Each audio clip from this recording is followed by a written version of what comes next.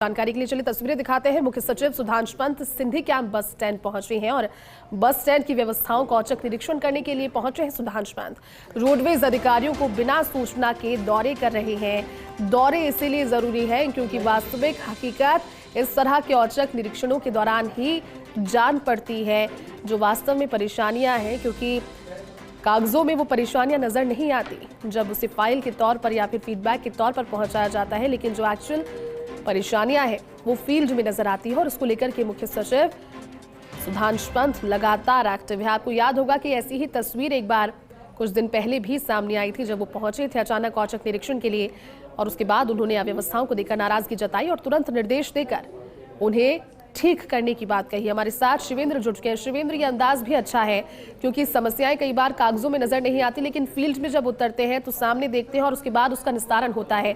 Sudhanshu Pant Sindhi camp bus stand पहुंचे हैं। शिवेंद्र, बिल्कुल सिंधी कैंप बस स्टैंड तो पहुंचे ही हैं। जैसी आगे की खबर यह है कि बहुत नाराज है वो सिंधी कैंप बस स्टैंड पर जिस तरह की अव्यवस्था है, गंदगी है, साफ सफाई के इंतजाम नहीं है, उस पर कड़ी नाराजगी उन्होंने जताई है और फटकार लगाई है। उन्होंने जो मुख्य प्रबंधक हैं राधिका सिंधी कैंप की, उन्होंने टेंडर को लेकर भी सवाल जवाब किए हैं कि किसके पास इसका टेंडर है, कौन इसकी साफ सफाई करता है। और ये सही भी है, तो साफ सफाई है सिंधी कैंप की, भगवान के भरोसे है। साफ सफाई के नाम पर, गार्डों के नाम पर इतनी गड़बड़ी है सिंधी कैंप में जी। लेकिन रोडवेज के जो बड़े अधिकारी हैं वो आंख मूंद कर बैठे हैं। और फॉर्मेलिटी किस तरह की है जैती, इसकी भी एक बानगी बताता हूं कि अभी 3 दिन पहले जो सीएमडी है रोडवेज की श्रेया गुहा, वो बस स्टैंड का दौरा करने गई थी और उस समय भी उन्होंने निर्देश दिए थे कि साफ सफाई बढ़िया कर लो, व्यवस्था कर लो। लेकिन जब 2 दिन के बाद चीफ सेक्रेटरी पहुंचे तो पोल खुल गई कि यहाँ तो कुछ असर नहीं हुआ सीएमडी के दौरे का। इससे पहले डिप्टी सीएम प्रेमचंद बैरवा भी सिंधी कैंप जा चुके हैं। अब आप देखिए, डिप्टी सीएम चले गए, रोडवेज की सीएमडी ने देख लिया, अब मुख्य सचिव ने देख लिया। इसके बाद भी अगर सिंधी कैंप की व्यवस्थाएं नहीं सुधर रही तो जिम्मेदारी तय करनी होगी कि आखिर किसकी जिम्मेदारी है, क्यों जो व्यवस्थाएं हैं वो सही नहीं हो पा रही, क्यों गंदगी है, क्योंकि इतने बुरे टॉयलेट्स है सिंधी कैंप पे, तो उनमें जो आम यात्री हैं उनका खड़ा रहना मुश्किल होता है। लेकिन तमाम शिकायतों के बाद भी कोई सुधार वहां पर नहीं हो रहा, कोई साफ सफाई नहीं हो रही और अब इसको लेकर मुख्य सचिव बेहद नाराज है। उन्होंने कई तीखे सवाल किए हैं, पूछा है कि किसकी जिम्मेदारी है, क्यों साफ सफाई नहीं हो रही।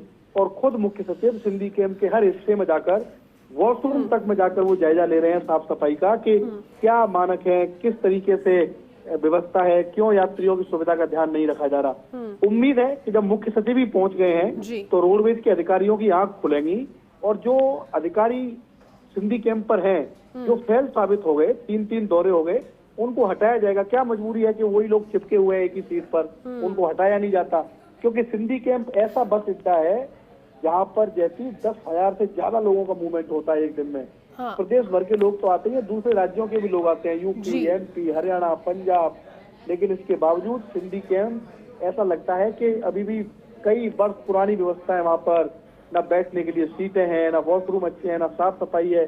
गार्डों तक के नाम पर वहां पर घोटाला हो रहा है। हम खबर चला चुके हैं कि पेमेंट उठता है 20-30 गार्डों का और मौके पर 2 गार्ड होते हैं। पार्किंग के नाम पर अधिक पैसे लिए जा रहे हैं। लेकिन शिकायतों के बाद भी, इतने दौरों के बाद भी जो रोडवेज के अधिकारी हैं वो चेत नहीं रहे और जिम्मेदार लोगों पर कार्रवाई नहीं हो रही है।